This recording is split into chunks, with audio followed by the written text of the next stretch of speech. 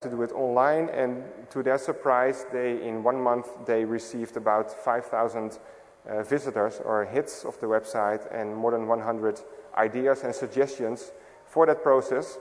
And that was a lot more than they usually get out of physical meetings. So they were positive about this instrument. The late 2000s, we did 7 new experiments. This time not experiments initiated by governments, but we fully gave money to the Digital Pioneers program. That's an incentive program for innovative ideas, and you can get some money, about 15,000–20,000 euros, to realize your concept, your innovative concept. So to us it was not known before we started what kind of ideas that would come out of it. But there were a lot of qualitative initiatives with good quality. I have some URL for you if you want to look a little bit further. Digitalepioniers.nl, and you have to search for e-participation. Then you will find more information on these issues.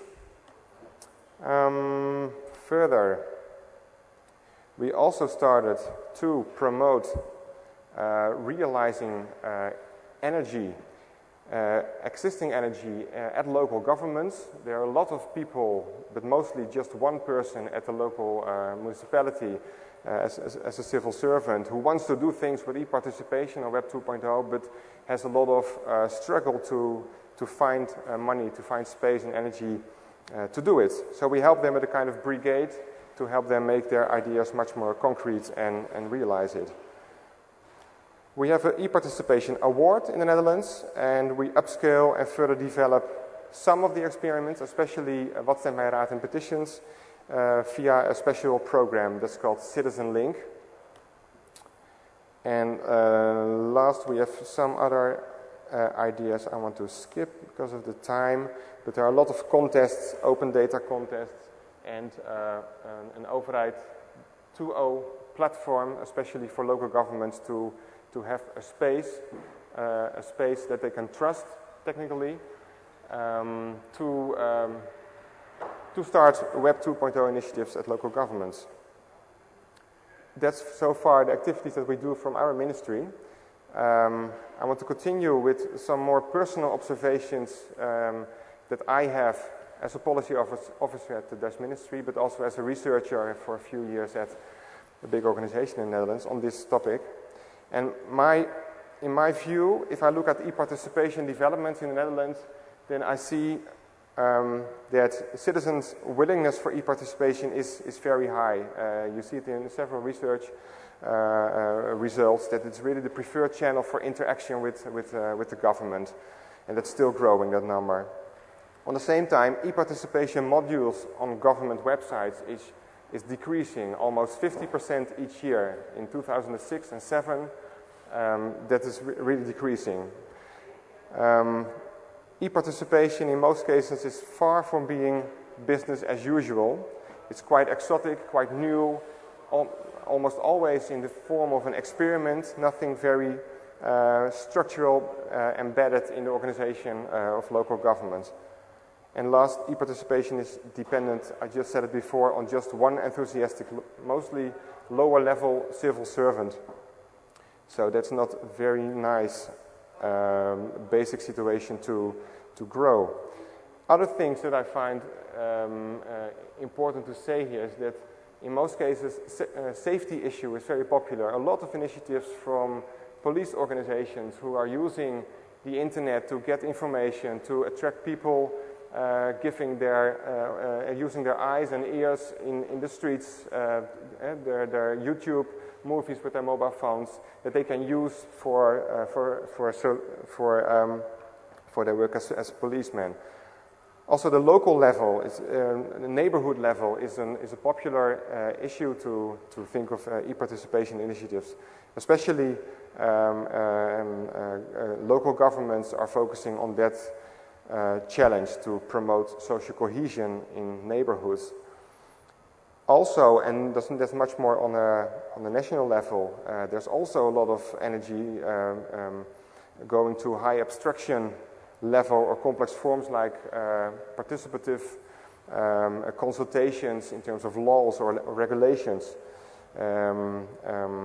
Also, what I find interesting is that most governments only focus on the very lower levels of the participation, like giving information and doing consultations. The higher levels like interactive co-producing techniques or even self-regulation of citizens is hardly being done and being stimulated within local governments. Also, what I find interesting is that most initiatives are focusing on the very advanced applications. They neglect the existing applications that people are used to. They also want to focus on the new developments, and that might be explainable because most of the initiatives are started from people who are working at the information or automation departments and not by citizens who are responsible for policy development.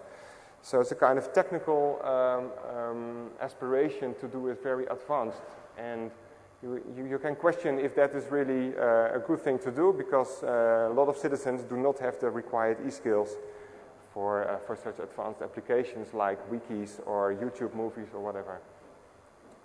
Last two things: passive participation, that is quite popular and still growing. If you look at those initiatives, then you see that the more passive the participation can be, the more people are interested in participating.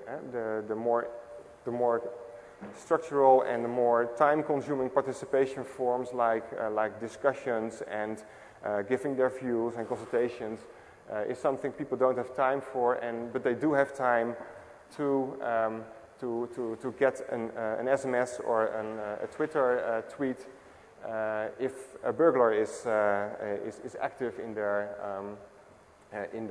neighborhood, for example.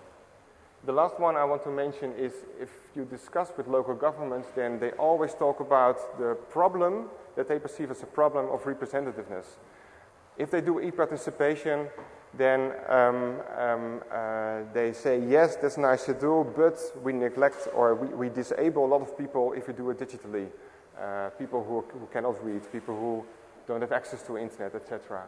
Representativeness is a kind of policy reflex that everything that they do and they define as a policy has to be representative in society. Well, I think in Web 2.0 developments it's not so much about representativeness, but much more about new ideas, focusing on new energy and starting new initiatives. And that's something very different than they used to do before.